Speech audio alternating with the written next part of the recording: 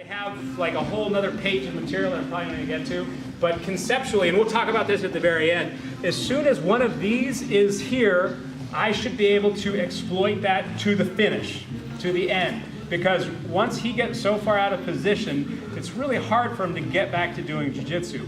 So from this, I don't want everybody to just get stuck on thinking about a cross choke or Ezekiel choke, because even if I am Ezekiel choking him, and if this doesn't work, all I'm trying to do is to give him a little bit of suffrage to get my knees in. Once my knees are in, now I'm in a really good place, because now I got this arm's mine.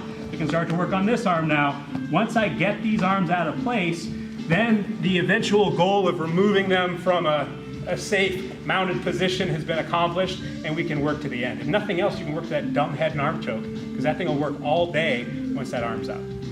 All right, so we're gonna do another choke, but I don't want you to lose the forest for the trees, right? The point of these chokes are to choke them, and if that finish works, great. But if it doesn't, that's not the end all. We're not blowing everything out here. All we're doing is bothering them and making them suffer a little bit until we get the finish that we want, right? Until they've crawled out of the fire. Because so far you've noticed we've been choking them, right? To get them to do something. That's what we want. This is what we want. The choke is just a secondary benefit. All right? So we're back here. His elbows are in. This guy is, I can't get in there. He is way too awesome. But he is wearing a gi, which makes us all happy. This is one of my favorite chokes. This is the Dustin West choke. All that I have to do a Ezekiel choke without using my gi is when we're up here on mount, if I can open a little space to get the tail of his gi. I don't like to do it sitting up, right? Because then he sees what I'm doing and he knows I want to do something with this tail of his gi. So what I'll do is I'll come up and I'm going to drop my knee down just a little bit to get the tail of his gi. You'll see where this hand is behind his head. I've got my pressure, and all I'm going to do is drive that up. Now I'm going to hold, and this is a great fulcrum to remind him that mount is fun, right? What are my knees doing? My knees are in, my heels are in. I'm taking up space if I can get it, right? But now all I need for the choke is for this hand to go underneath his lapel and across his throat. And we just have the world's easiest, funnest choke. The Dustin West has only choked me like 50 times that way. So this feeds to underneath here. This hand comes across, and it's just like an Ezekiel choke. And sometimes this gets a little bit more of a windpipe than a blood choke.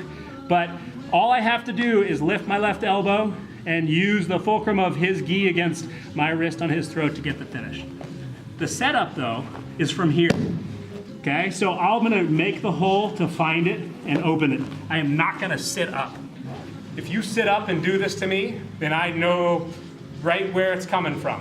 All right, so from our mount, right, we've got our pressure. He's making noises, he's giving me a little space, but it's not quite enough. I drop this leg down, heels are still tight, right? If I push this out and he can get an underhook with it, now he's got some control. So as soon as this drops, it's gonna stay underneath. This comes down and feeds all the way up.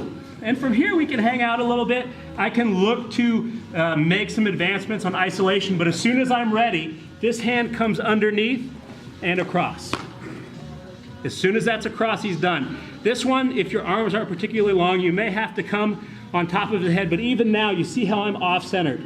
If he kicks me over, it's... You see how he rolls into the elbow?